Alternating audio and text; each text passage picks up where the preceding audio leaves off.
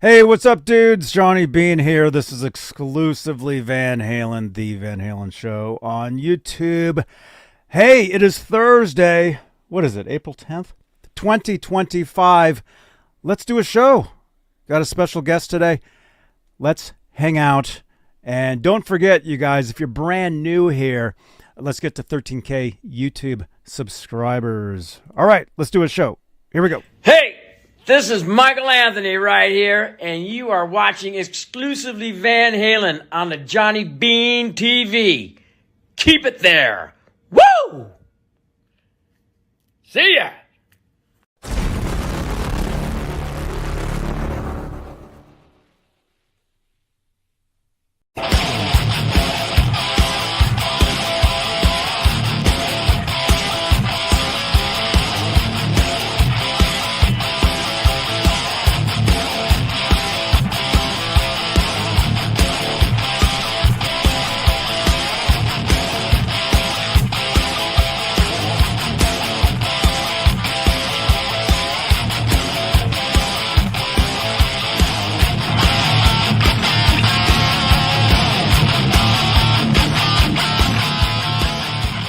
Hey, what's up, you guys? Johnny Bean here. This is Exclusively Van Halen, the Van Halen Show on YouTube. We're also on Facebook. We're also on X. It is Thursday, what'd I say? The 10th? April 10th. Very special guest today. Who is this? Who are you? Oh, me, Rico Monaco. Yes. Here. Rico Monaco. What's up, man? There's the applause. There we go. There we go. My batteries are dying in this. My batteries are dying in this thing. Oh, So I was going to say that's not digital. That's. I just realized. No, this is the latest in applause technology. See, the batteries are crapping out. Nice. But the breaking glass works. I don't understand that. Why is that? But hey, Rico. Yes. Dude, great to have you on the show. Nice to be here. We've been on Facebook, I think, for quite a while. I've seen your posts and stuff, and it's awesome to have you here. I can't wait to. Even though we already did like 45 minutes, Earlier. it's gonna be fun. But hey, you guys, before we start, we must say hello to the top tier of channel members here on the Johnny Bean YouTube station. Channel membership. It's a great way to help support the show. And the top tier are the executive producers. They are currently Music Therapy Laz, Majestic PB and J Cat, Woody B Real, Flipper Carlin, CC, Bay Area Rich, Sherman Callahan, Nova 9, Warlag, R Habs, and of course, Janice Lala, the intern. Thank you so much, you guys, for being top tier channel members here on the Johnny Bean YouTube station. There you go. So Rico, dude, like I said, we've been on Facebook for, I think it's been a while, right? Maybe. Yeah, I've seen your posts. Yeah. Well, yeah. I mean, I've seen you for a while, but I think I made a comment on YouTube on about all the Van Halen stuff that that got released, a month ago now or so. All the behind the scenes and some of the concert footage and Yes. and you responded, and I was like, oh, so I responded to you, and then it went from there. Yeah. Amazing footage, huh? Oh yeah, I mean, All that stuff. it's like such a shame that they didn't release it.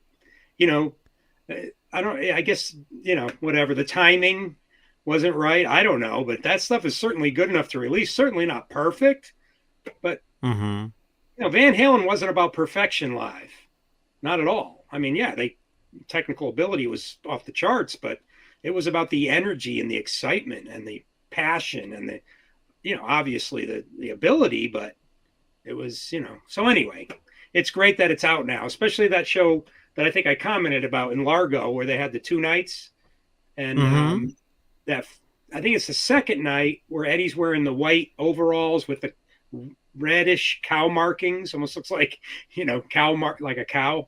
And then the second night is the one or the first night that was just released, where he's wearing red with white striped overalls, and that's higher quality, and it's the whole show. And they come out with Romeo Delight, and just it was, I would happen to turn it on at like 1:30 in the morning when I got up to go to the bathroom or something, and I couldn't turn it off. I watched the whole concert, and the excitement with my earbuds in, the excitement reminded me of, what it was like back when those guys first hit it. I mean, that was Diver Down tour, right? So it was still kind of new. So it was quite amazing. Yeah. Wow. I mean, just looking at your wall there, I see a bunch of photos. I see some Van Halen stuff. I gotta hide this guy because my friends won't like it. But yeah, I made this poster. This is from Circus, all the old magazines, Rolling Stone, of course. But yeah, I made that in like 1983.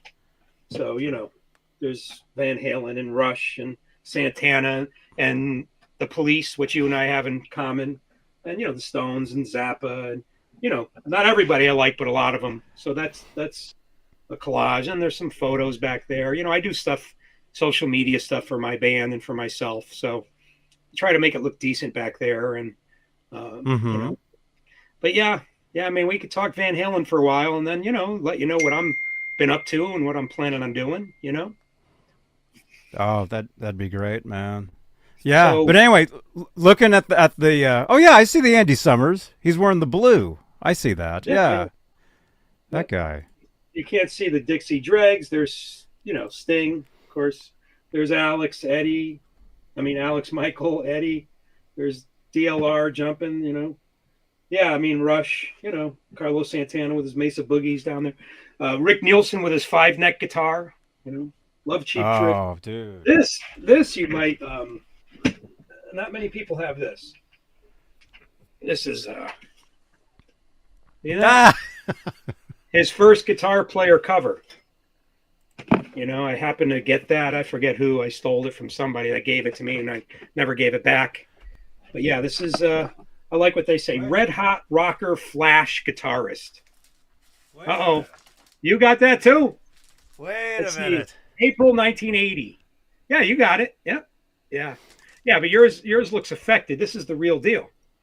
This is from the magazine. You know what this is? We're nerding out, which is what this is about, right? This is a totally mint copy of this, and this came to me actually from the writer, Jazz Obrecht. Oh, yeah. He's actually my cousin. What? So he actually sent me this. Oh, look at this, April 20th. I'm covering up, that where he wrote me, but see, it says, "Cheers, cuz Jazz Obrecht, the writer." He pulled this from the files. This is totally mint. Oh my God, man, that's great. Yeah. So the first time I saw them, now I see the date on that, it's April 1980. Yeah. I can tell you the first time I heard Van Halen. Do you remember that? Your first time you heard them? Yes. So when was it? And what did you hear? Can I ask you that?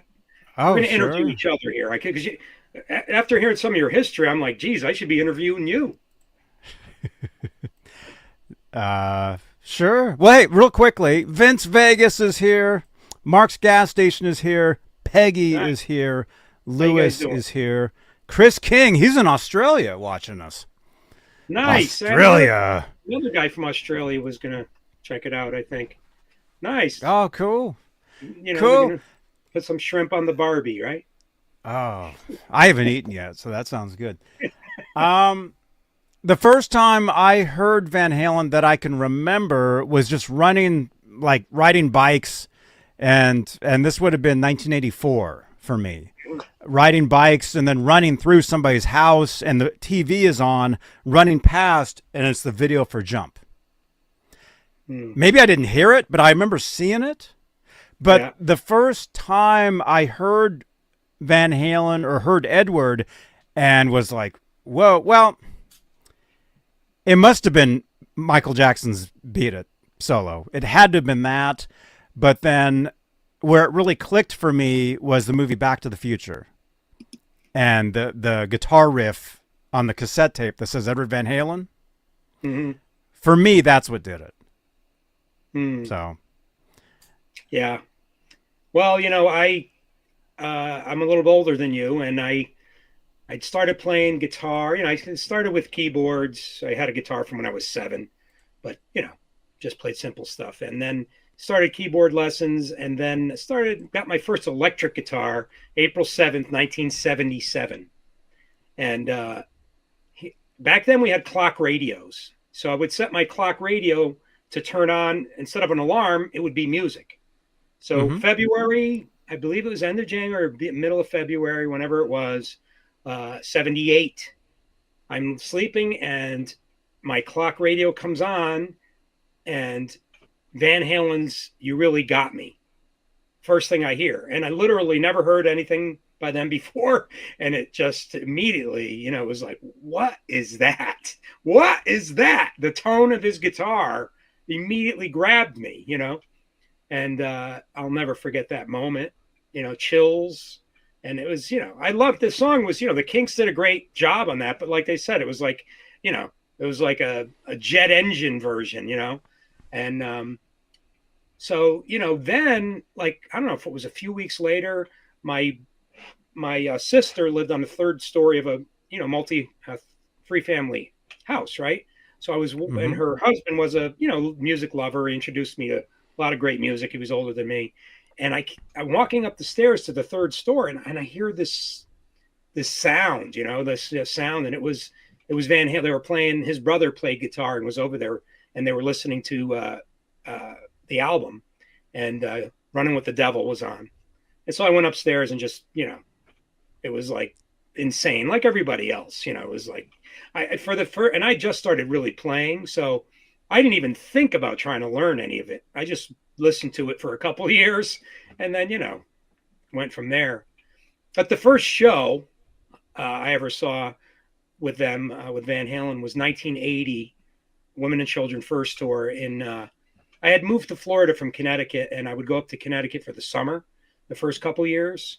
And my bandmates and I went and saw Women and Children First at Hartford Civic Center. I think it was July 24th. I have a lot of my tickets from back then. And I do a series of favorite concerts and other stuff.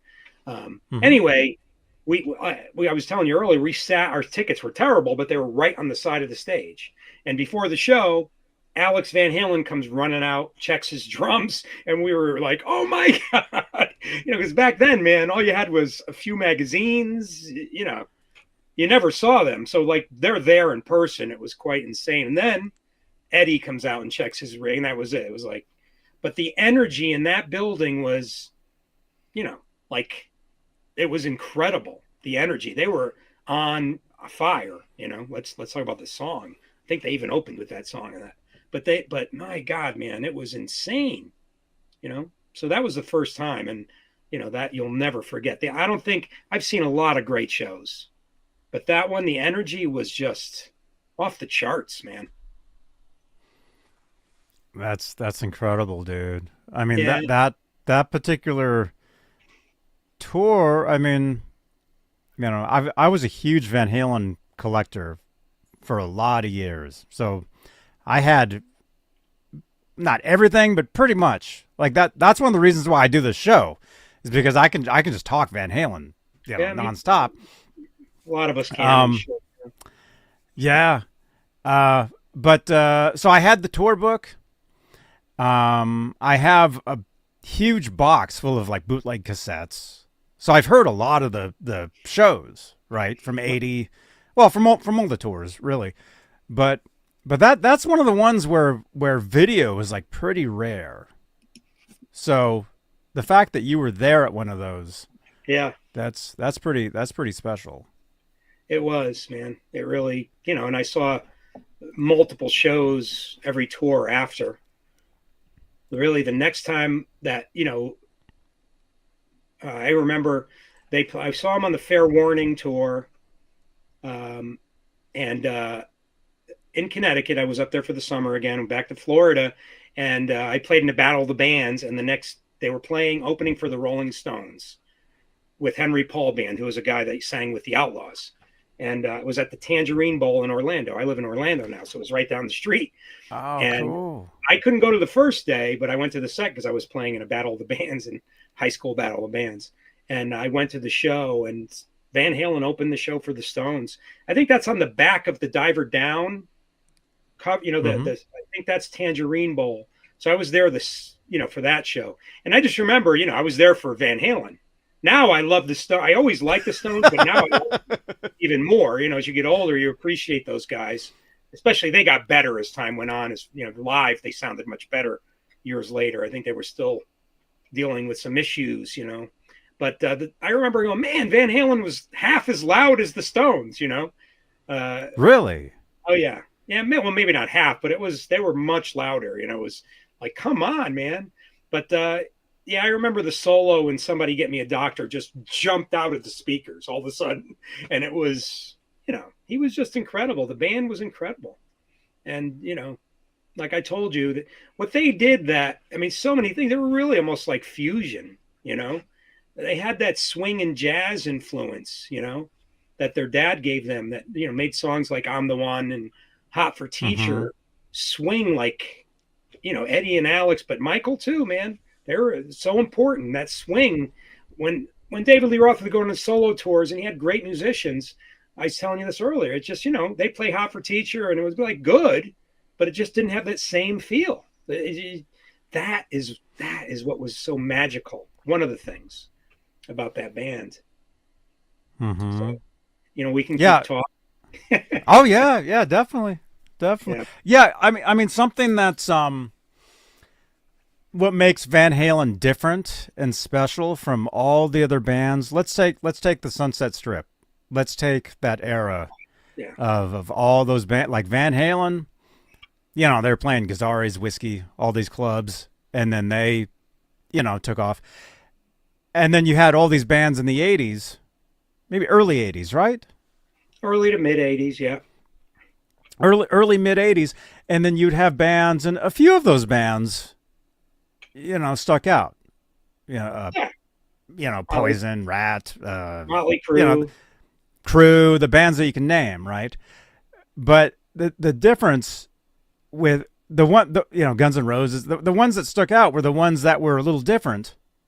Mm-hmm. But the ones that, I guess what I'm trying to say is, Van Halen really, they tried playing covers in the clubs. They'd get kicked out because their covers didn't sound like the original records. They always sounded like Van Halen. They couldn't get away from that sound of what they were. And that sound was totally original to them. Yeah. Because of the influences of David Lee Roth, of Michael Anthony, of Alex, of Edward. Absolutely. And so they were just totally unique. And then eventually a lot of the bands that tried being like another Van Halen, it just didn't. Not even close. I mean, we talked about that earlier. I was fortunate. My band got signed by Barry White, of all people's manager, to an independent deal. And he flew us out to Hollywood, and we recorded at Devonshire Studios in North Hollywood. But we stayed in the Hollywood Hills, and we were just so excited. This is right around Thanksgiving, 1984. And so we went clubbing. I mean, we went to the Troubadour and the Roxy and, of course, the Rainbow, but we went to Gazzari's and we went to the Whiskey and we went to Chuck Landis's Country Club. And we saw there was a band called London that was, everybody was hot about. I think Poison was happening, and, all those bands, a lot of the guys could play really well, but, they didn't have what Van Halen. It just, to me, it's, the hair bands. I mean, and a lot of people like them. No disrespect. I respect any band that has success, any band, because I know how hard I respect anybody that has hair. And those hair bands had a lot of hair, a lot of Aquanet, So anyway, but yeah, Van Halen, there was like, I was lucky, and I grew up, my grandfather was an opera singer from Italy. My family's all from Italy, grandparents. But my dad grew up and my parents grew up in the Bronx. And my dad grew up a jazz and swing lover. That was his era, and he played trumpet, and he could swing dance like it was embarrassing. how good he could do that. He became an engineer because he had 5 kids and had to raise the family. But anyway, I had swing and jazz music blaring in my house. You know, a lot of families should go over, keep it down. No. It was my father was cranking the music in my house. But that has an effect, that swing, the way those bands, you know, could swing the rhythm had an effect. And then my sister went out with a drummer who was like 14 years older than me. And I used to sit in his car from like 4 or 5 years old for the next 10 years and listening to 8 tracks. And he was playing, of course, the Stones, the Beatles. He loved the Stones, the Hendrix, you know, all the popular, but also he liked Jeff Beck. And Jeff Beck started going in a fusion direction, and Mahavishnu Orchestra, John McLaughlin. And we listened, and I couldn't stand it. You know, like I loved Chuck Berry. It's the reason why I wanted to play guitar, and I still do. But I would just to be with him, I would sit in the car and listen to this Mahavishnu Orchestra, you know, out there fusion. You know, my brain couldn't process it, but like anything else, you get exposure to it over time. I appreciate it. And this was pre Van Halen. And then when I heard Van Halen, it was like, oh, wait a minute. These guys are swinging, right? I can hear that right away. And the tone of everything was his guitar. I mean, just insane. You know, the whole thing, the whole package was a 10. But I could hear the fusion influence. So I could respect that right away. And all these other bands, you know, they didn't have that. They, you know, ain't nothing but a good time. I mean, Bret Michaels, everybody loves him. I like him, but come on, man. That's like, you know, child's play compared to I'm the One or Romeo Delight or, you know, name any song on any Van Halen album, you know. So all the clones, hey, look, man, I respect them, and they're, you know, they're pretty good, nice guys. Some of them, I'm sure, I've met some of them, and they're good, you know, but nothing like Van Halen. I have a good story about 1984. That's the first time I met him. So, wow, yeah, awesome. B9 is here in the chat. Can you see the chat? Yeah, I can see it, but if it's asking me to join it, I can't really join it because I gotta. Oh, you have to be signed in. Yeah. So I was trying to sign in via YouTube, and it's. You want me to sign in somehow? Oh no, you don't have to. It's fine. It's cool. But you guys, thank you so much for tuning in. This is kind of an earlier show. Nice earlier show for us, but if you have any questions, comments, drop them in the chat. You know, I mean, this is the Exclusively Van Halen show, but we'll be talking about Rico and some of his music and what he does. Obviously Van Halen influence, but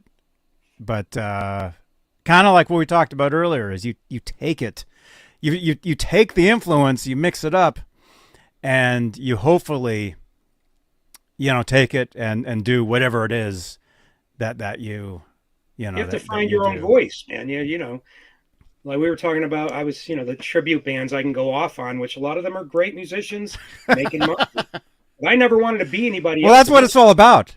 The only reason there's tribute bands is to make money. Tribute bands make money off the bands that they're tributing. That's the only reason they do it. Yeah. Right.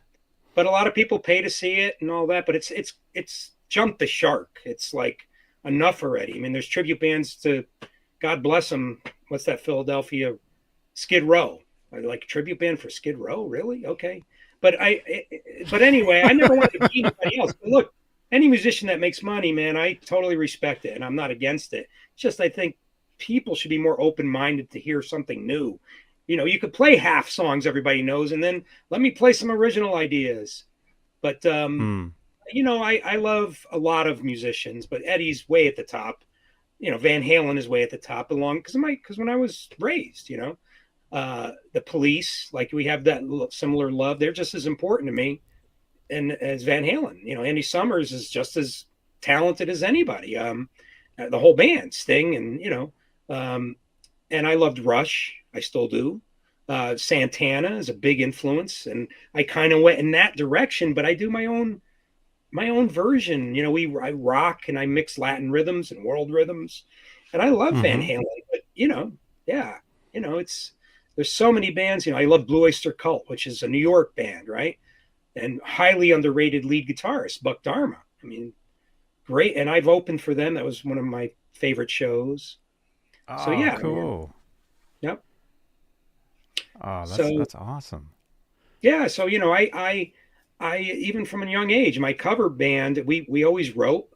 We were doing sets, in the early 80s, there was almost every club had live bands. So there was an A circuit and B circuit in the Southeast, and you would go and play 4 nights to 7 nights at one club. We'd go to Alabama, Mississippi from Florida, and we would play in one club, Thunder's Tavern in Pascagoula, Mississippi. We would play 7 nights. It was near a Navy base. A lot of these places, this agent we had, he was a piece of work.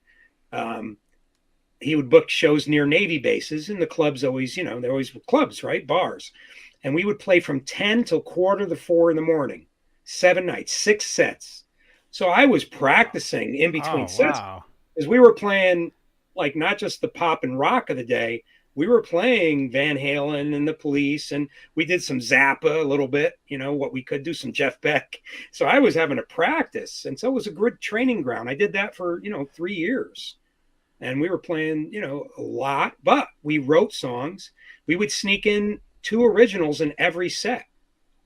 And, we wouldn't tell if the clubs, they normally wouldn't say no originals, but that, to me, that's what it was about.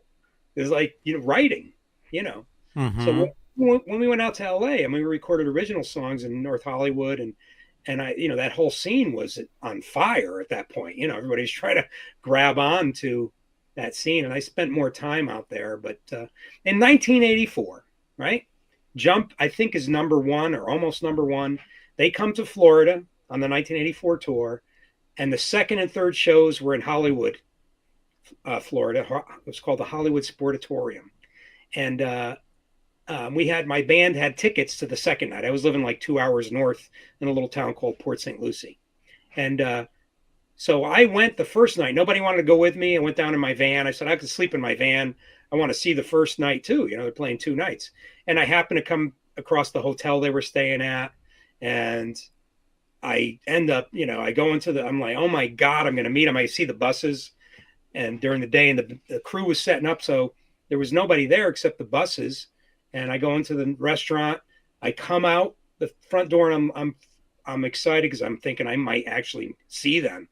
And I turn around, close the door, and Eddie Van Halen is walking right towards me. It was like, oh my! Oh, wow. It was like, this is 1984, man. The album was, it was the second and third shows of the tour, and he looked bloodshot eyes. He didn't look great, like he was up all night, but he had a Coke in his right hand, and I went to shake his hand. He puts out his left hand, and I said, man, new album is awesome. And he goes, hey, I'm going in the bar, man. You want to come in and talk to me? Or something like that. I don't even remember. He goes in, and I'm like in shock. And then a minute later, Alex Van Halen's walking towards me. And I'm like, Alex, the drums are great on the new album. And he goes in. And then Michael Anthony. And I couldn't even go in. So I'm sitting there, and later on they come out, and I end up Like, hanging out. were you too much in shock to go in, or you weren't old enough to get in? Oh, no, I was old enough. Was I? Yeah. Now I forget. I wasn't. The drinking age, I know you weren't. The drinking age changed. I'm still not. The drinking age in Florida was changing. It was a bar restaurant, so I could have gone in. I was just in there, but the drink, yeah. So anyway, I end up staying at that hotel. They had 75 rooms, and after that first show, which was amazing, they had a party in the bar afterwards. It wasn't a real big bar, and you had to have a key, and I had a key. And so I, met Dave, and that's a whole nother story I can't tell here. He was nice. He was, having fun, I'll say, partying. And Alex, I noticed Alex's fingers were like sausages, big hands like Eddie. And Michael Anthony was playing pinball. So, many years, as you know, we'll get to it, I'm sure. Many years later, 2002, I end up really hooking up with Michael and Sammy and playing with them and opening shows for them. So, you mention it to Michael, he's like, yeah, oh yeah, I remember that day. Of course not. I mean, they were meeting people like, everybody, like crazy. But anyway, that tour was amazing. And I told you earlier, one of the crew guys who will go unnamed, I don't know who it was, told me, I was getting friendly with a few of the guys. And he said, this is the last tour with Dave. And I'm like, what? We had no idea because Oh they were man. exploding. And this is the second. So people knew, I think, in the organization how things were not good, Mm-hmm. but the shows were amazing. Yeah. Yeah. Wow. It was quite an experience. Yeah. And then the next day, my band shows up and I meet them at the seats. And the only thing I could think was nobody's going to believe me. People probably don't believe me now, but I go to the seats. I'm telling my band and they're pissed off at me. They weren't happy for me. I'm like, I'm sorry, man, So yeah, it was, yeah, man, oh man, that was a great show though, man. Great shows. 84. See, that's the thing too, is with like that footage that came out a month ago or whatever. There was all that 84 like B-roll. Did you see all that even? Did you see all the making of Panama music video B-roll, Hot for Teacher B-roll? Did you see all that stuff? I didn't watch it all yet. I was watching a lot of the ones when what were they playing? Donington, or one of the big shows in where Eddie's wearing the Los Angeles Raiders t-shirt. Mm-hmm. Mm-hmm. Did you see that? And he's warming up in a little tiny trailer. People think they put you up in a nice place. and he's just playing, Mean Street, and he's playing all those licks for who was the musician that was with him? I don't know. I thought he was a guy interviewing him or something, No, that was a guy from another band that he was talking to. I forget who it was. Somebody will know in the chat, but yeah, there was all that footage of the Hot for Teacher, the making of, like an hour and a half of all just B-roll. Yeah. Of them, and like there was like footage of like stuff that didn't even make the video.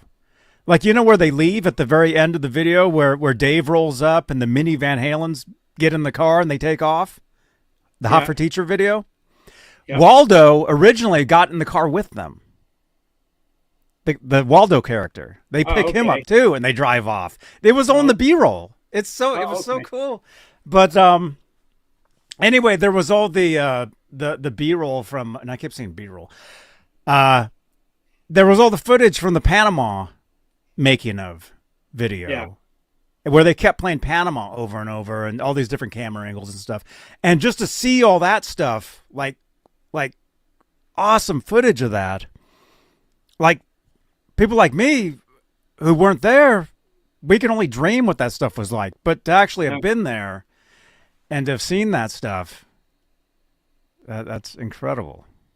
Yeah, I mean, it's so great that it's finally coming out. It's just the thing I keep thinking is, why didn't they package some of this? But I guess, Dave, they split with Dave, so they didn't want to. And then Sammy came in. They put out, Live Without a Net. I happened to be in Connecticut.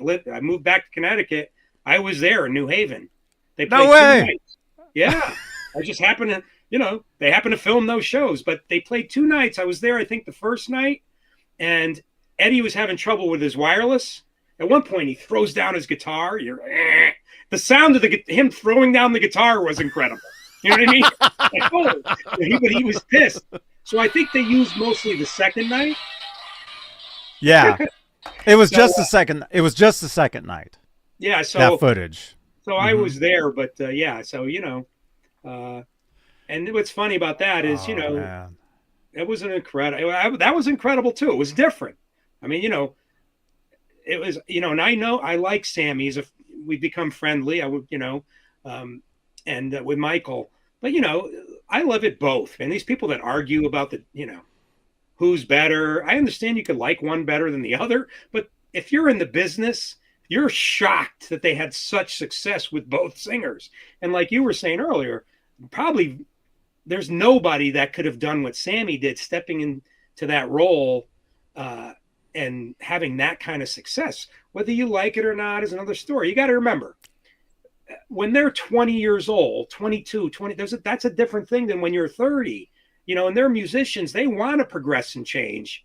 And, I mean, I can't, songs like, you can go down the list of songs, but I mean, 5150 has a ton of great songs. So I love I love all their albums. To me, it's, I'm like that. I respect everything because I know how hard it is to create it, to produce it, to put it out, to market it, to play it live. Especially now, everybody wants to hear, they want to hear Comfortably Numb again 5 million times or whatever. It's so I respected what they did. There's no doubt. It was amazing.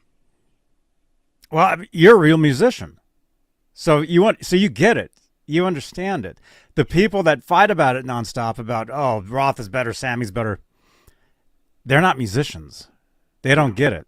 They're just fans, and that's fine. You can like whichever.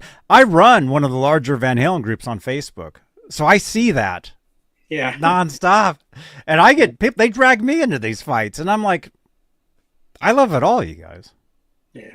Well, and I yeah. I mean, years later, I saw a lot of shows, and then my band, we were doing really well. I was moved to Orlando in '98, and we were doing pretty well. We were playing. I do shows with Tito Puente Jr. His dad is the legendary Latin jazz musician from New York City, and he wrote the song Oye Como Va that Santana made very famous. Anyway, we did shows in Paris, like 15,000 people the year after his dad died with my band. He was, we were backing him. We were doing my stuff and his stuff. We went to San Francisco, played the Black and White Ball. We did all kinds of stuff. And then Hard Rock calls me from here in Orlando and says, hey, we're doing a Battle of the Bands.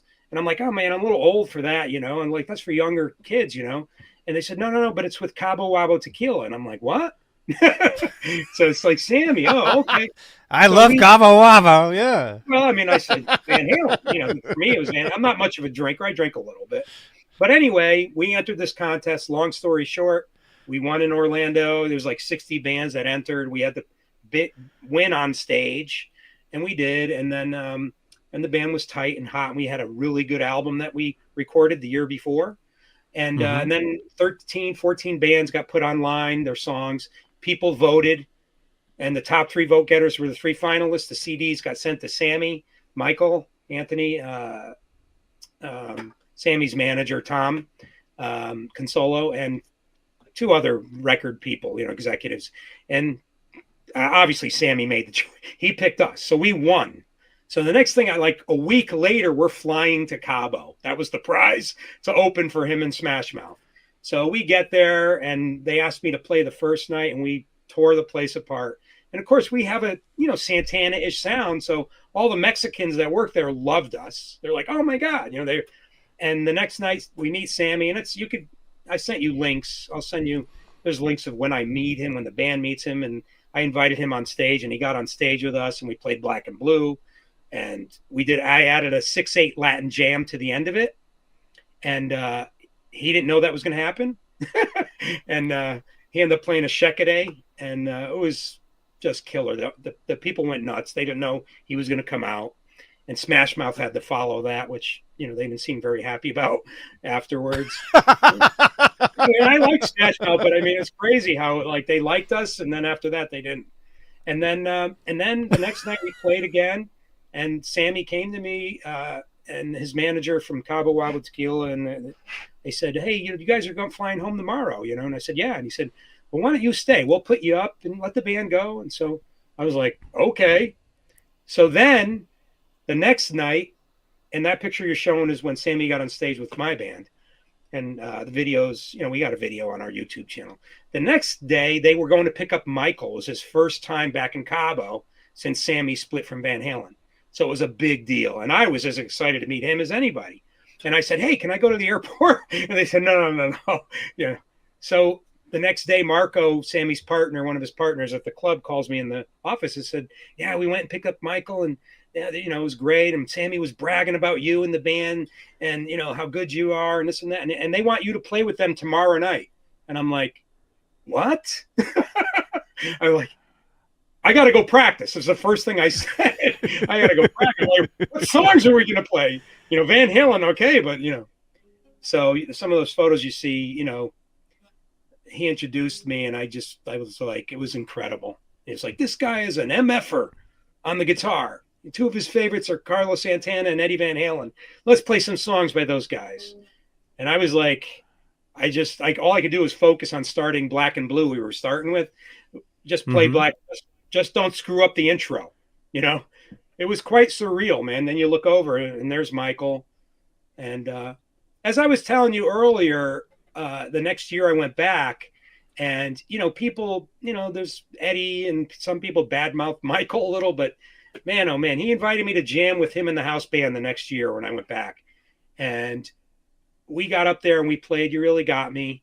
And then I started the beginning of Ain't Talking About Love, and the crew was like, they're trying to get me off the stage. It's the crew can be, some of them are nice, but some of them aren't nice, I'll say, sometimes. Michael and Sammy are always nice, but the people that, their job is to keep people away. Anyway, they're looking at me like, no, and I just started the riff. Mike looks at me and he looks at the drummer, and the drummer goes, okay. And he's all right, one more. So we start Ain't Talking About Love, and the lead singer of the house band looks at me and goes, I don't know it. So I'm like, oh shit, I have to get up and sing this. So I go up to the mic. I get up to the mic, and there's the people are going crazy. There's a crowd there. They didn't know Michael was going to get on stage. He had just gotten there to the club, and he steps up to the mic and starts singing it.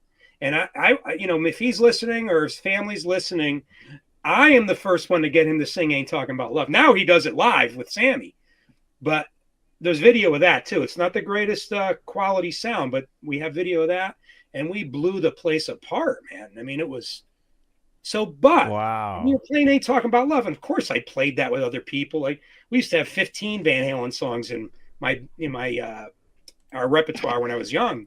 And I'm like, holy shit, this sounds like Van Halen now because of the way he plays his part.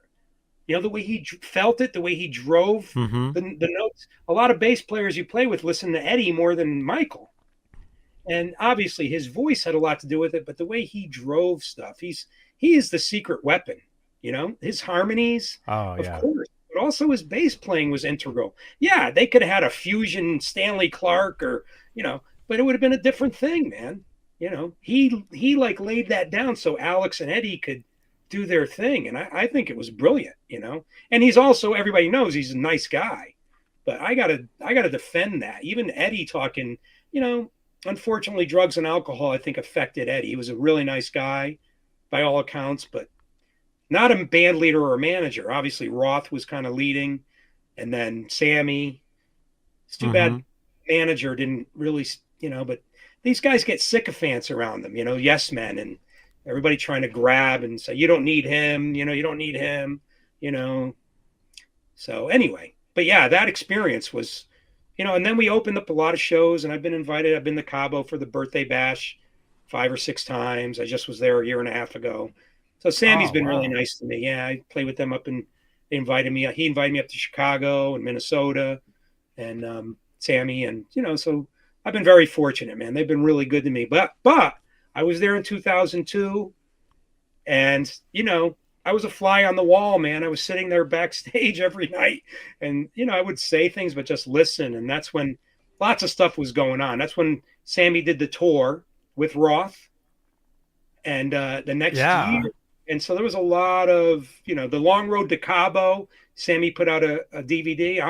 I'm in that backstage, in a prayer circle, and just a few spots.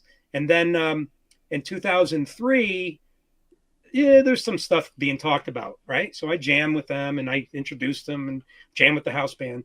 And then like a couple weeks later, they announced, after the birthday bash, they announced the ill-fated 2004 reunion tour with Eddie and Alex. And I was backstage at that. It was like you walk backstage and Sammy and Michael, big arrow, Eddie and Alex, big arrow, opposite direction, And it was like sad to see Eddie being so belligerent towards them, Yeah, it was, I love the guy, man, but I'm glad he straightened up somewhat after that, Yeah. So yeah. Yeah, I saw San Jose, California, 04. Saw that show. Which one? Yeah, San Jose, California, 04. 04, yeah. How was it? Mm-hmm. It was good, but it wasn't like the previous time I saw them, or the next time I saw them. It just wasn't. Yeah. Yeah, I saw him I saw when Roth did a reunion in 2008, and they played in Orlando, and there was a radio station had a band playing out front, and they asked me to sit in. I played a couple of Van Halen songs, and then I went in with my buddy, and we had good seats they gave us. And in the middle, the beginning of Little Guitars, he was doing his solo, you know, and he did a little bit of Little Guitars, and he was doing the trill, and he stopped. Eddie, he's sitting on the edge of the stage. He stopped, shook his hand, and it was like, oh my God, it was, you could tell. And when Alex did his solo, and then Eddie came back out, right? And my buddy goes to me, man, he don't look right. Something was going on while Alex was doing his solo. And the next week, Eddie went into rehab. You know, they had canceled shows, and you know, but I don't want to talk about all that, man. I got an EVH 5150. I was telling you, it's like about a year ago, and I love it, man. So he changed the guitar, he changed music, but like we talked about, Andy Summers, and for me, Jeff Beck, you know, Alex Lifeson, Buck Dharma, you know, Santana. I love those guys, you know, just as much. You know, I don't want to eat. I'm Italian. I love Italian food, but you know, I like to have Chinese food and steak, and you know. I haven't eaten yet today, so I'm I keep mentioning food. I'm sorry. I talk food all the time on these shows too. Yeah, man, that's incredible, man. I mean, these photos, like with Sammy and Michael. Yeah, that was in Pompano, 2002. That was cool. Yeah, man, it's kind of funny. They're doing that Van Halen sign over the tongue. I think they did that on purpose. Yeah. Oh man, it's pretty funny. Yeah, they you know, I'm very fortunate. They still like me, kind of. You know, people have tried to have my head chopped off in that circle. No. I'm there to play my best. I'm there to be humble as I can, but you know, I don't mind if, you know, you're the low man on the totem pole in that circle, and the crew will spoon feed you crap, and you got to, okay, yes, sir, can I have another? But if someone starts pushing it down my throat, I wasn't raised that way, man. I don't care who you are, you know? And not that they did, but some of their people, they don't know it. Because Sammy said to me when I met him, hey, man, you know, after we first met, he's like, you know, really nice. He's like, hey, I just want to know, you know, if anybody treats you bad, you come straight to me, you know, because he knows the story, right? You come to me. Well, over the years, some things have happened. You know, people, you know, I could name some people. I won't, you know, but crew members and other people. But they wanted me to go to him because if I did, he'd be like, okay, that's it. Let's not ever have this guy around again. You know, I would get cut out. It's sad, though. You know, it's human nature. People jealous. I don't know. You know, if you're a guitar tech, is, you know, what are you worried about another guitar player that has a band and a career? You know, I don't get it, but that you know, you see it sometimes. But other than that, Michael and his family are always nice to me. Sammy, his wife, his kids, you know, it's been really nice, man. I feel very fortunate. And, you know, they're still one of the greatest bands in rock history, you know, there's no doubt. Oh yeah. Yeah. And so these are some photos of your bands. Oh yeah, that's with Tito Puente Jr. up in, that was I think in Connecticut. Yep. So we do shows where we play my original stuff, which is a mix. It goes rock. I have a song I sent you link. Bam, I See Red is like my experiences in Cabo, and it rocks pretty hard, all the way to stuff that's very Latin rock influenced. So when we play with Tito, we do some of his dad's biggest hits, like Oye Como Va, Ran Can Can, El Cayuco. We have a great version of that. But we do it with a rock flavor. And he does his own show where he does his dad's music closer to the bone. And so we've been doing that together since 2000. And then, you know, I do my own shows with Rico Monaco Band. We headlined Epcot Center for this big show called Garden Rocks concert series that they have in the 2,000-seat theater. And I'll be putting out links. There's some short clips. I didn't know I could jump that high anymore. So I was like, oh my God. So yeah, we'll be putting out clips. Yeah. We'll be putting out clips of that show soon. I had great musicians. Mark Anthony, the Latin salsa singer, famous guy. That's Jesse. His main percussionist playing drums with me. And him and I, he's on a lot of my recordings, but he's on the road a lot with Mark and other people. But when he's available, he happened to be available. So we had 3 days in a row and we killed it, man. I had a great bass player and keyboard player and horns and percussionist. So I can't wait to put out some of those clips. They're not multi-track, but they're pretty good recordings, and I'm working on that now. So, yeah, that was Very the band. cool. It was Oh, that was March That's 11th, 12th, and 13th. Yeah, this year. that's at Epcot. Yeah, that's at Wow. Epcot. Yeah, that's in Japan. And we're like an international band, really. We're mixing styles. I have people from all over the world, and so like it occurred to me, hey, Italy's right there, Germany, Mexico, there's Japan. I said, we're in the perfect spot. So we hope to be going back, and we're working on. I'm trying to get out to California again. It's been a long time, and see, you never know who's going to show up if I get out there.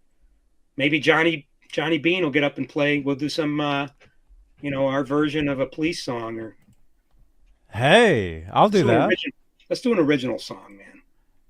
I'll You'll play get out. originals. You'll get up and jam, right? If I come out. Of course. All right. Yeah. All right. I actually do play the guitar. Most people don't believe me because I just sit here and talk I nonstop. was watching. but I know. I was watching a clip of you from 14 years ago at some theater with just a drummer. I actually can play. See? Ah, look at that. Yeah, no, and I was impressed, man. But you sounded more like Andy Summers than Van Halen, so we talked about that. I always wanted to be an Andy Summers clone. I mean, that's no. Well, like I told you, Andy Summers changed everything for me. I wanted to be Edward Van Halen, and that's fine, but it's very obvious when somebody wants to be Van Halen because you can't get away from it. Edward was so unique. He was so unique. Everything he did. That's why everybody wants to be Edward. Game changer, man. Game changer. Andy Summers changed everything for me. Oh yeah, look at that. Let's see that. This is a DiMarzio. It was a custom guitar. It was much different when I got it in 1982, I think. And it had a rosewood neck, and it had gold single coil pickups, gold pick guard. And in 2001, before we went and played in Paris, I put the EMG David Gilmour setup, which is phenomenal. So this guitar was like a Van Halen guitar. You can see I played it a lot of shows with some studded That's belts. nice. That's a DiMarzio body? DiMarzio body, Mighty Mite neck, bird's eye maple. If you can see, it's really, really nice neck, man. And these pickups I love using it in the studio. And that's an SG back there that I put some Seymour Duncan distortion, Al Di Meola, DiMarzio. That's a Chibson, though. That's one I can take on the road. And then I got a couple PRSs that are classics. I got an 89 and then 10 top that's on the other side of the wall here. That's awesome. And I was with Gibson. I was signed with Gibson as an artist, and they gave me a gold top. I got one of those. I love that. I love all my guitars. I'm not a collector. I'm a player, though. They're my tools. And this is a 12-string Martin. And I got, I use a Mesa Boogie. We were talking because of Andy Summers. I saw him in a club, and he was using two 212 recto cabs, right? And then he had the Soundclass 290 power amp, the Triaxis preamp, and effects, of course. And he was really cool afterwards. And I went out like a week later and bought the same rig. I saw it, and I still use it. And I got an EVH 5150 for smaller gigs, but I love everything. I mean, I respect any musician that does anything. I'm really excited to meet you, and anybody here that's listening, check out my music. There's covers, we do remakes. We're on every platform. I have a distribution deal with CDA Music Group from Miami. And you spent some time in Miami. Do people know that? Do people know who you worked with in Miami? You mention it occasionally, right? But I was like, I said I should be interviewing you every once in a while. Desmond Child, man. Desmond Child is like I'll mention that. The greatest rock songwriters in history, right? Mm-hmm. In Miami, you were there for, what'd you say, 9 months? Mm-hmm. I was there for about 9 months. I lived in his house, and he was producing, managing. So he was my manager at one point. Okay. And it's funny because you had mentioned seeing Andy Summers at a club and his rig. I had met Andy Summers a few times previous, right before this. And I found out what he was using. So when I was working with Desmond Child, they said, hey, whatever you want, And so I ordered up from Mesa Boogie that exact amp setup. So I had the same setup too. And I would lug that around to gigs because we were playing gigs every night. And nice. I had the Simulclass 220, whatever, the 212s. I would put them together, so it was just like one. So it made a 412. Yep. But every once in a while, I would spread them out, and I would have a stereo delay. I still have it actually. The Boss delay. It's somewhere up here. The Boss. It's the same delay that I would use, and so I would have the ping-ponging delay going back and forth, and that was a great setup. Yeah, I put mine on usually on their side, like Andy did. The speakers are, I could send you a picture of that, but and I also have the Simulclass 290, and it's stereo, the Triaxis. There's 16 tubes between both of those, and then I have one in I have the Replifex, Rocktron Replifex. Sorry about that. Rocktron Replifex that I use for effects, and I have it all run via MIDI. So I love it, man. I love it. But I'm a player, man, and I put since then. That was 1999. I bought that. So since then, I put most of my money into my band, my songs, my studio, and trying to do some marketing. But recording and putting out music is expensive. And now I know how to do a lot of it here myself. But I'm not a collector. I'm a player, and these are my tools. But I love it. Like I see all those pedals and behind you, some of my students. I have a music school as well where I teach guitar, obviously. I do virtual, but I do a lot in person in my studio. Or most of the people I teach are wealthy because they can afford it. So I travel to their homes. But some of my students, they collect guitars. They have like 50, 60 guitars. They're businessmen or doctors, lawyers, And I'm like, oh, that's cool. I got just what I need. Do they let you play those expensive guitars for the lessons? Oh yeah. I think some of them let me use them in the studio. But you know what? My guitars. I mean, this guitar is amazing. These guitars are all. We know this. That's If Eddie Van Halen walked in here and grabbed this guitar, guess what? It's going to sound like Eddie Van Halen. Yep. So the guitar, the amp is important, but the player is by far more important. It's how you play the instrument. It's you. It's the instrument is just an extension of what you put into it. Yes. It's not buying the $1 million guitar, plugging in, and you're going to be Joe Bitchin'. No, that's I've been saying that for years on these shows. Yeah, we love guitars. We love gear. I mean, it's amazing. But if you're on a desert island, give me a classical guitar. Yeah. Because that $1 million, whatever, plugged in, there's no electricity. It's not going to do anything. Right? Yeah, exactly. Yeah, my first guitar is right over on the other side of this little wall here I got in my studio. And my parents went to the Canary Islands. You know where those are? They're off of Africa. And they're owned by Spain, and they were, I guess, back then in the early 70s, they were trying to get tourists. So my parents went on a trip there, and they came back. My dad fought a bull, like they would let people in the ring with the bull, which was funny. But anyway, they came back with an acoustic guitar. I still have it. It's a nylon string made in Spain. It's a cheapo. I'm sure. I don't know what they probably bought it for, but I still have it. That's when I was 7 years old. Yeah, so. I could play, Satisfaction. Train kept the rolling, right? Single note, Mm-hmm. I couldn't do the bar chord, So wait, so is it true that Keith Richards only plays 5 strings? Not all the time, but a lot of the hits they wrote, that he writes, and you'll see, he takes off the 6th string, And it's just like an open G or something, right? Yeah, he does open G, D, E, It's like, it's crazy because, when you learn, when Start Me Up came out, we were playing it. Of course, I played it like this. And I'm like, that doesn't sound. So then you find out the tuning and you do it. You're like, oh, shit.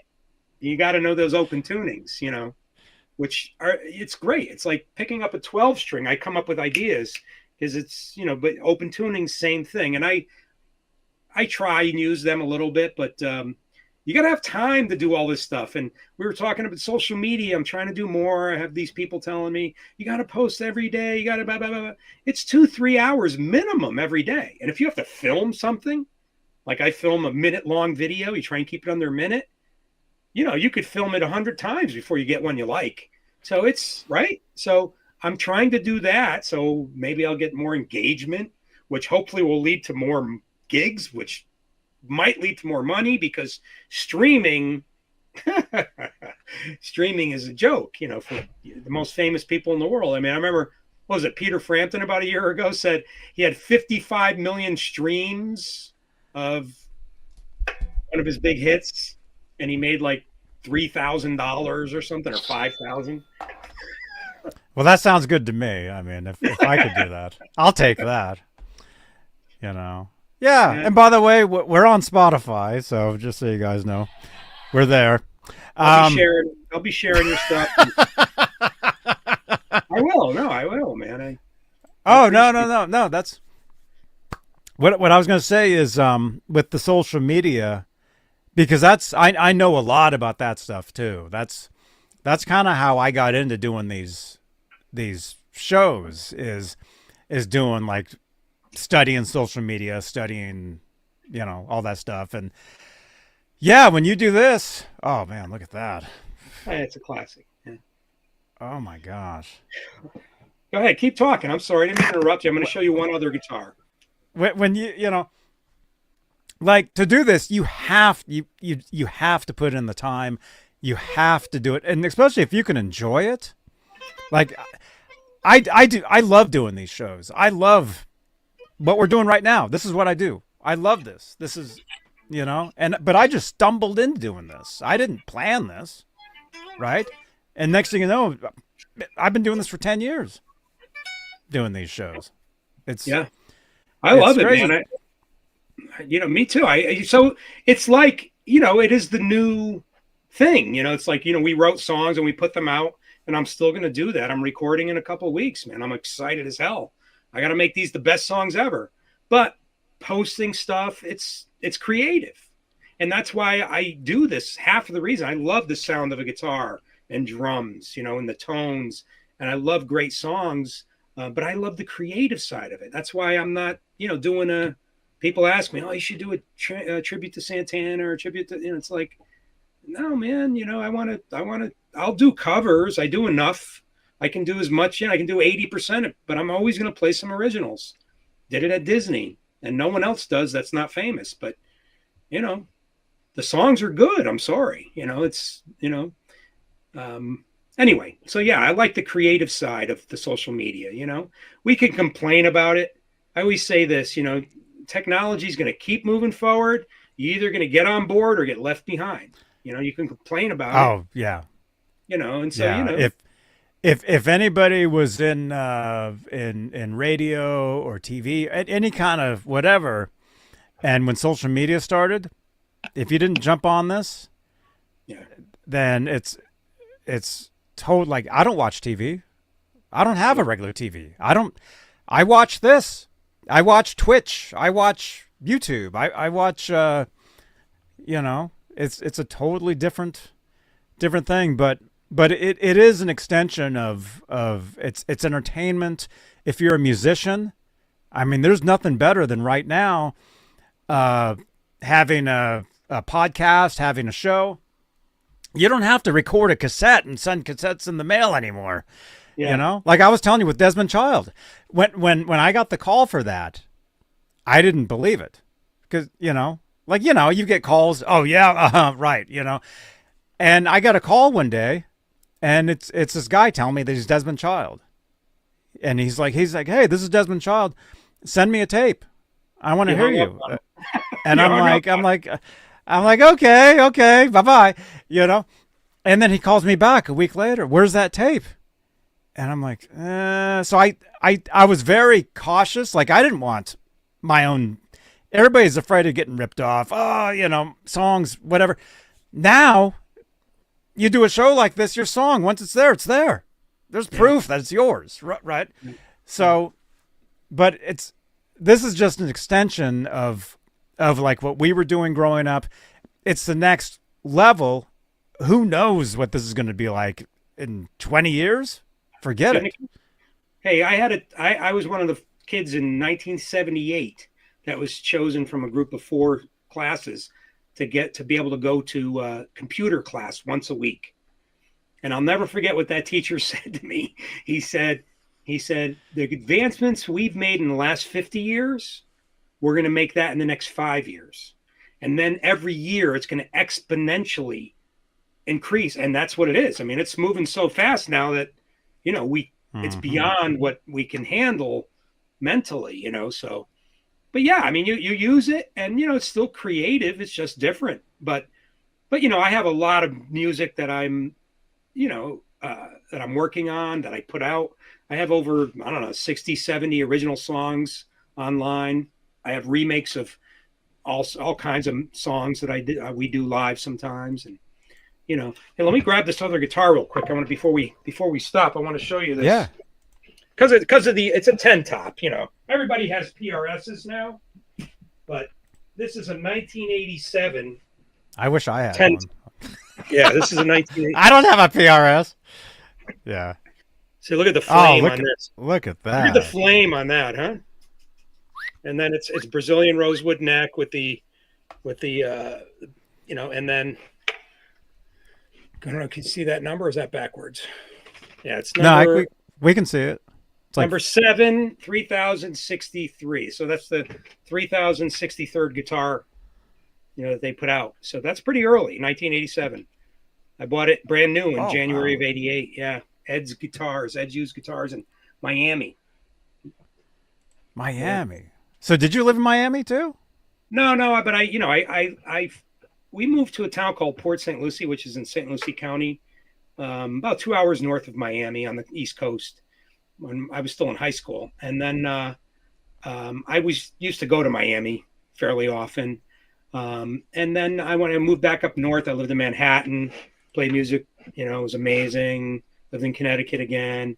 And then I came back to Florida, and I had to decide between Miami, Tampa, Orlando. And Orlando to me, was hot at the time. And we had all those boy bands, Backstreet Boys, NSYNC, Britney Spears was here, Christina Aguilera. They're all actually from there. Yeah. Well, they came through the Mickey Mouse Club and stuff, but there was a lot of action. And then you had what was that band? 7 Mary 3 had that song Cumbersome, but then you had Matchbox 20. They're from Orlando too, so that was pretty big. Creed, so it was pretty high. I came here in '98, and it's a little friendlier town than Miami. I was like, if I'm going to move to Miami, I might as well move back to Manhattan, because it's I love it, but it's crazy. That's the same time I was there in '98 too. You were? See? Yeah. Why didn't you call me? We could have gone to the Clevelander. I was there. I wish I would have known you then, man. Well, now hey, it ain't over. It ain't over. I told you I'm coming out to California maybe in September, so we might do a gig or two. But we'll hook up. You've been here though, right? You've been to Santa Cruz, or you've been near here. Yeah, I'm in Cabo. One time I met Dean Markley, the string manufacturer, and his wife Wendy. They're great people. He invited me to NAMM. So I went to NAMM in I think 2010. Saw Michael there. Saw some nice people. Saw Buck Dharma from Blue Oyster Cult, Don Roser, who he remembered me, and stuff. We hung out a little bit before. I saw Neil Schon, who was not very nice, but that's okay. He was probably in a rush. You know how it is. Some of them are nice, but they're in a rush. They look at you and go, "This guy's an ass. Let me get away from him." I was like, "Hey, Neil, I'm Italian." Whatever. That don't work. So but yeah, then I went up and I stayed in Saratoga, which is close to you, right? Not New York. I used to go to Saratoga to the races in upstate New York, but there's Saratoga near you, right? Near I'll actually Saratoga from here it's like an hour. I'll actually be back. I'll actually be back there. There's a winery there. There's a venue there. A lot of great shows there. Is that where Roth is playing? Roth, I see, is booked in some. I'll be there. I'm going. That's it. That's it. I wonder how that's going to be. Hey, I wonder if he's going to have that kid Al that plays on those releases of the remakes last year. Is that who's going to be playing guitar with him? I think so. And yeah, I told you our internet might crash. So yeah. Hopefully you guys can still hear us. All right. Yeah.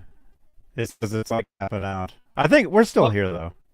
Yeah, you're freezing up a little bit, but I can hear you. Yeah. So yeah, maybe that's a sign. Let's write a song, and right now we can write a song. Right now. Yeah. So yeah, please, I just I really appreciate you, and we're just building the a relationship here, and I get to know one person at a time, and I appreciate anybody that checks out our music on YouTube, on, Spotify, Apple Music. Please, hey, I always tell people, you buy a CD, you feed a musician, one meal. I think if you stream a song, you maybe can feed an ant,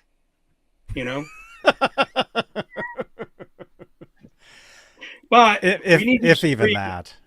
Yeah. If even that. It's okay. Look, musicians were complaining when I was just starting. And guess what? They're still complaining. They always say, the old joke, you want to hear a musician complain? Give him a job. You want to hear him complain more? Pay him for the job. Yeah, it's tough. It's supposed to be tough. It's not, it's just sad that people don't support real artists as much. And that's just the way it is, man. Here, you got to fight for your right to. Boy, Sammy would play that song live sometimes in Cabo, and I'm like, okay, fight to your right to party. Ain't nothing but a good time. But man, oh man, yeah, I've been fortunate to be around those guys. When Satriani was there when they did the Chicken Foot shows at Cabo Wabo during his birthday bash, and yeah, man, I saw a lot of good stuff there, and got to every time I go, I get to play. If I don't play with those guys, I play with the house band for sure. And that's always fun. And got to know a lot of people there. So I really appreciate it. Cool. Van Halen, and and I didn't tell you, I told you, but when we first went there, I go into they have this little backstage closet with equipment in it at Cabo, and there is one of Eddie's 51. What were they call 5150s? The PVs, right? That head, that one, and he left it there. He left a couple of them there, and I'm like, oh my god, it's just sitting there. Nobody's using it because he was endorsed by Crate for a while, so there's all Crate amps out there. Oh, Sammy, yeah. So they retubed it for me, and that's the amp I used when I played that whole first year. I played a bunch, and I think the second year too. And then I'm sure it disappeared. Somebody probably, one of those crew guys that got fired because they were, not cool, probably took one of those. Yeah. Oh man. Yeah. So that was cool. That was really cool. Yeah. Oh, that's awesome. Yeah, that's man. Awesome, dude. Well, I know you got family coming in. I don't want to keep you any longer, Johnny. But we can do this again. Maybe when I release something or when I'm coming out to California, I'm here, man. Anybody wants to contact me, I'm easy to find. Facebook, Yeah, there's his YouTube channel. You guys subscribe. Give him a subscribe. And you're on Let's see. I put your website in there. I've got your website. What's like Facebook? Facebook's a good one. YouTube, Facebook, Spotify. I'm on TikTok. I'm doing these short videos that you might find interesting. They're fun. all different. I'm doing, clips of my band playing live, and also, like I said, my favorite concert series, concerts I've been to, and that's going to go on for probably 50 different episodes. And also, I'm going to start one called my best moments on stage, and obviously, I did a show in my grandparents' hometown in Italy a year and a half ago.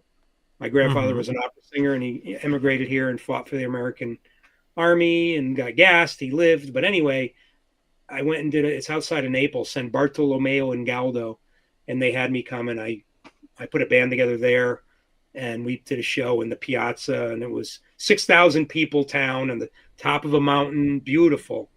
So that's like probably my very favorite, because the emotional experience I had being there. My father's parents were both from this town, and all these cousins that I didn't know, plus ones I did know.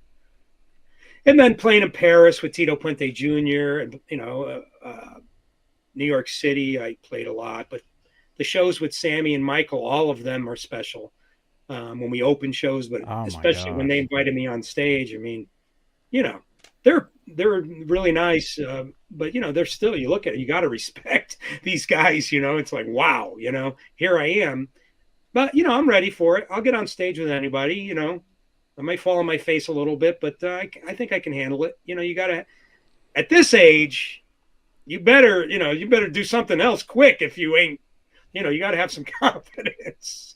But so yeah, those shows with them are way up there too, man. So I'll be posting about that, and all kinds of things, trying to make it interesting, Johnny, so I can get subscribers, or at some point get close to what you're doing with these 130,000. Is that what you have now? I don't know. I have no idea. That's the key too. Yeah. Is don't just concentrate on numbers. Yeah.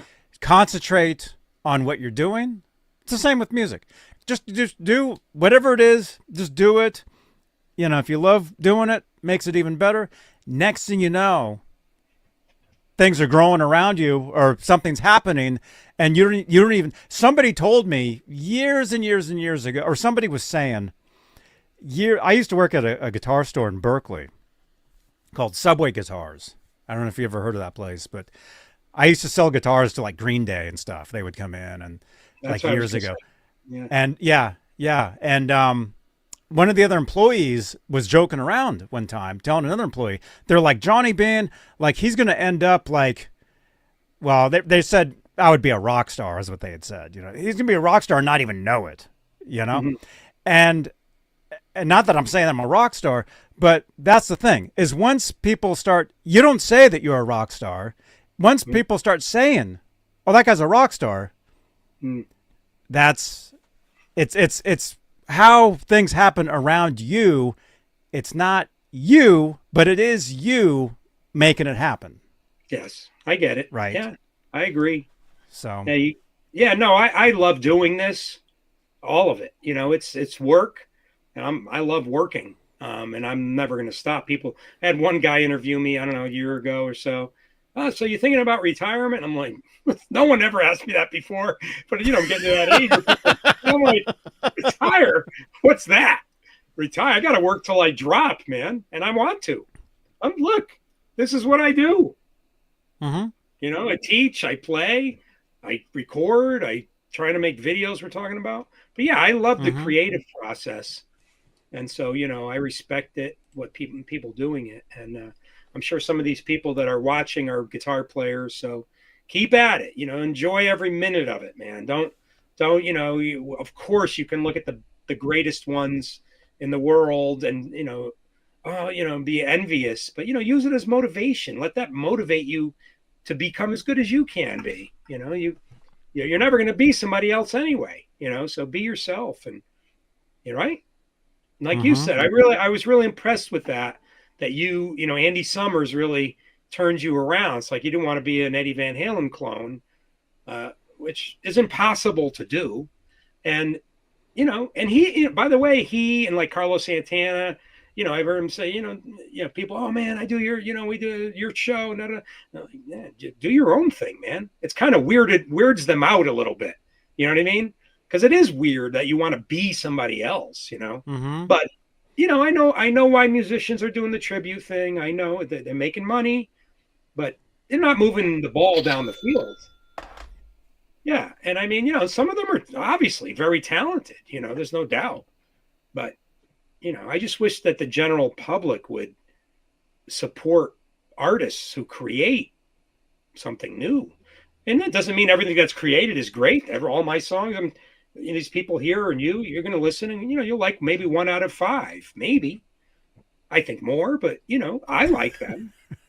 You have to, if you are trying to please, like I have one friend's like, oh man, you got to write something that the kids are going to like. You've been saying this to me forever. You got to write something that's real pop and real, and I'm like, no, I got to write something I like first. What's the point if I don't like it? I'm trying to chase my tail. Do your thing. Do it as good as you can. And if someone likes it, you win. If a lot of people like it, obviously you win more. But you got to live with yourself. And, if you listen to my music, you'll hear all my influences. But I think a lot of it's pretty darn good. So that's what's good about, like we said, you see all these young kids now that are like shredding, right? From all over the world, 7-year-old Chinese girl playing with her feet. You know what I mean? Like, oh my God, all over YouTube. Well, they have a little advantage. They're talented. There's just as much talent now as there was when you were 10 or I was 10, right? Or 15, whatever. But we didn't have YouTube where you could watch somebody play it and have people teach it to you. So, you see these tribute bands, and hey, when I have to learn a song real fast, that's hard. I'll learn it from somebody else first, and I usually do it my own way. But it's such an advantage, and use it. Everybody out there, obviously, everybody does. They look up a song, and they learn it by someone teaching it, right? But when I was a kid, we had 2 speakers. That's it. Like that's it. Oh, no, maybe the guy down the street could show you some licks, but that was good in one way because you developed your ear, maybe more. But yeah. I remember, like I was telling a student yesterday, she's 14, very talented singer, dancer, actress, and she's learning guitar. And I was like, yeah, we're working on a song that she wants to learn. And I said, yeah, back when I was young, I used to have to listen to the song and write out the lyrics. And then years later, when the internet got, rolling, I would be like, geez, how many of my lyrics are wrong? Because you couldn't understand what they're saying. Like David Lee Roth and Everybody Wants Some, where he says moonbeam. I didn't know what the hell that, listen to that. Does that sound like moonbeam? So she's like, I never thought that, you'd have to, that you didn't have a place to go where they had all the lyrics. I said, no, we had to write that stuff down. I still have a ton of lyrics written down from the 80s and amazing. Well, look, man, you got family coming, right? You got. Yes, I do have to roll pretty soon here. Dude, thank you so much. Thank you. There, we got the applause to work. Nice. Thank you so much, man. And yeah, you'll come back. You'll definitely have to come back, man, and hang out, and we'll have other people here. A few comments here, you guys. Robot Master Switch. You can start your live performances over and over now. Tabs and other instructions are free, and starter guitars are better than ever. Oh, yeah. Yeah, they've got these amazing guitar kits, too. I've got a workbench. I work on guitars, too. I've got a workbench here. Yeah, see? Nice. And I've got guitar kits, putting together, stuff like Strats and stuff. And what kind of pickups you got in there? Do you know? It's whatever, just the brand, whatever the brand is. Oh, okay. Yeah. Thank you again, Bay Area Rich. He gifted me a couple guitar kits, and we put them together. So like Saturday nights, a lot of times, I'm just working on guitar. You can see, I mean, all the shows are here on the channel. You know, you can see them. But yeah, no, I saw you. You know, I've been since we decided to do this. I've been checking you out. I'll be watching you, Johnny. I'll be watching you. Yeah, no, I'll be watching you. What song is that? Oh. Wait a minute. Oh my God. Wait, you can play it? What? Wait. Every little thing she does is magic. God. Oh yeah. In A.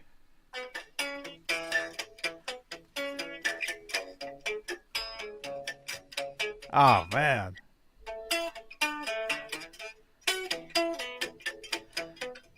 That's it, right? I remembered it. That's it. Do you man. know it? Yeah, the 9 chord, man. Yeah, I love that stretch. Andy is like, yeah.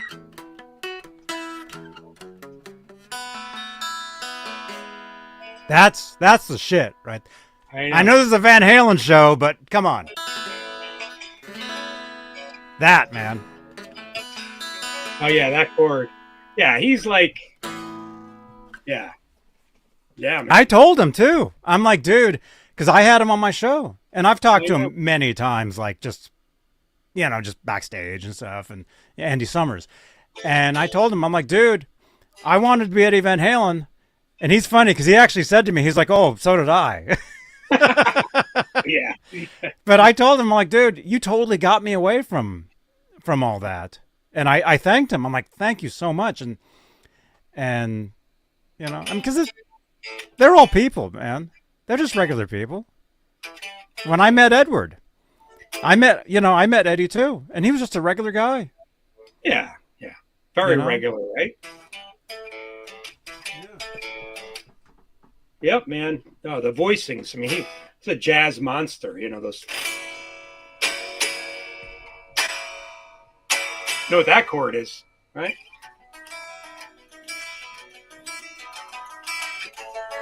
That's Rush. That's. Oh, cool. Yes, yes. Yeah, man. Yeah, man. We got a lot more to talk about and do, and I'm gonna get out there and get you on stage, or you come out here. You know, hey, if anybody knows any good venues out in California, I'll come out there with Tito Puente Jr. or on my own, and we'll have some fun. I'm working on a couple things now, so I'll let you know. Cool. Yeah. Oh, that'd be great. If you guys are ever in Santa Cruz or San Francisco or Oakland, you know, I mean, we still have some good clubs out here. So. Oh yeah, yeah. No, usually theaters, you know, in the 300 to 500 seat range, 600, you know, with Tito. You know, we'll see what happens. But yeah, I got new music coming out from these shows we just did at Disney at Epcot. There's some clips already out just with an iPhone. Someone was sitting in front of me, my wife, and I posted those already. You could see but the band I got on stage is just smoking, you know. Like I was telling you, Mark Anthony's drummer, Jesse Caraballo, he's a percussionist, but he played drums with me, and Michelle Salazar from Cuba, and Gino Picard Jr. on keys, and Daniel Ortiz on percussion. I mean, these guys we killed it, man. It was so much fun. I can't wait to let people hear it. So that'll be coming out soon. Anybody that's listening, man, check it out. And it's a mix of stuff because we were playing at Disney. I did my usual original stuff and Santana stuff and Tito Puente stuff and some Latin stuff, you know, Gloria Estefan and Shakira. But then I added in some pop songs, and we did them with my flavor. We added horn charts to like Taylor Swift, Dua Lipa, and Lady Gaga, and we did espresso, you know. Speaking of espresso. All right, Johnny. I love all that stuff too, man. Yeah. I love music. Oh, I just love music. Good song. And anything that inspires, anything that makes you want to pick up an instrument, no matter what it is. That's That's where it's at. I went to Japan last year and I did a tribute show, and it got me to Japan. I was like, all right, you're going to Japan to play for the military, but outside the base, and 60,000 people festival. And I'm like, all right, I'll go. I'm not like, I'll talk about the tribute thing kind of in a negative way, but not because, if it's good music, I like playing it. It's just, but anyway, a good song. Like, a lot of people hate Taylor Swift. Some of it's politics, and I separate them, whatever, man. Separate the artist from the art a little bit, but some of those songs are just so well written, but produced well by all, Dua Lipa. Those songs, I never really listened to much of her stuff, but man, we killed it on those songs. Yeah. Oh, you're a closet I'm fan? I'm not. No, I say that I love her. I do. Yeah. Yeah. No, I love music. I love music, and if like I said, if a song, if it inspires you, that's what it's all is. It's all inspiration. Whether it's music, whether it's to get in front of a microphone and talk about what it is you like. Yeah. That's where it is. Yeah, man. No. So what I'm saying is, we did our own versions of that stuff. So, I'm not against. That's cool. Yeah. So you'll have to check it out. So we'll be seeing you again soon. My dog Oliver. I got to move my camera, but anyway, he's a chocolate lab, and he's over here looking at me. He's listening to that. He's like, "What was that?" He sings. I got a song called Oliver Sings. People can look it up, where he howls in the song. That was like a year and a half ago. When I play my 12 string, he'll start howling. So I put it out. But now, a year and a half later, he's with me all the time. He's singing all the time when he hears certain pitches. So. He's I think he wants to go, and you want to go out? So yeah, man. So it was great talking to you. Van Halen. I could talk Van Halen all night and day, but I could talk music all night and day. So we'll definitely do it again. Sounds good, man. I appreciate it. Appreciate anybody helping Johnny's channel get more exposure and engagement, and same with my stuff. We're just trying to make our way, man. Just trying to make our way. Yeah. And enjoy life. There's nothing. Music is the best. That's why I sacrificed my whole life to play music, and it's been a sacrifice, no doubt about it. But I wouldn't trade it for anything. Those experiences with the guys in, Sammy and Michael, you couldn't pay enough to make that happen. It happened organically because I worked real hard, and I got lucky. Absolutely got a little bit lucky. But it's worth it to me, So. Oh, totally, man. Totally. All righty, man. Well, thanks everybody. Right on. Cool. Right on, dude. Thank you so much, channel members. Thank you for your continued support for this channel and these shows. I will see you guys here on this channel. I'll see you guys tomorrow. Right? Today's Thursday. Right? So Friday. I'm gonna share this so people can watch the replays, right? On all the different platforms, right?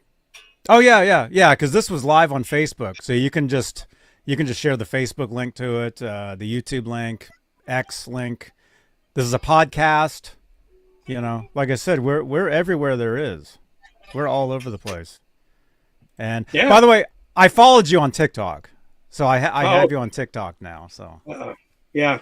Yeah, I started to post regularly on there about 3 months ago. It was sporadic before. So, yeah, man, I'll follow you. You follow me, I'll follow you. Right on. All right, man. Thank you. You guys have a good rest of the day and rest of the week. Great weekend. Listen to some great rock and roll. Support some original artists, Just by streaming their stuff, it helps a little bit, Sharing and liking and following. If you like a song by me or my band, please share it with somebody else. It makes a big difference, So I really appreciate it. You don't have to. If you don't like it, don't share it. Don't listen. Blow up your computer. I don't care. Just make sure you guys come back here tomorrow. Okay. Yes. All right, man. All right. I'll see you later, man. Thank you so much. Thank you. Take care, buddy. All right. Bye-bye. All right, you guys. Thank you again. And I'll see you guys. Is Laz in here? Are we doing a show tonight on his channel? I don't know. So I might see you guys tonight. If not, I'll see you guys tomorrow talking guitars, Saturday night. And I'm working on some videos for you guys as well. So keep it there. All right. See you guys later here on Johnny Bean TV. Bye-bye. And then I'll give you mine, so come back around this way. Okay, let's go, let's go, let's go. All right, Mike. Hi. How you doing? I'm Johnny Bean. I met you last year. I talked to you on Google Plus. Oh, I remember you. Yeah. Look like, All right, let's go. 1, 2, 3. Yeah. all right. He was on a Google Plus hangout. I'm Johnny Bean.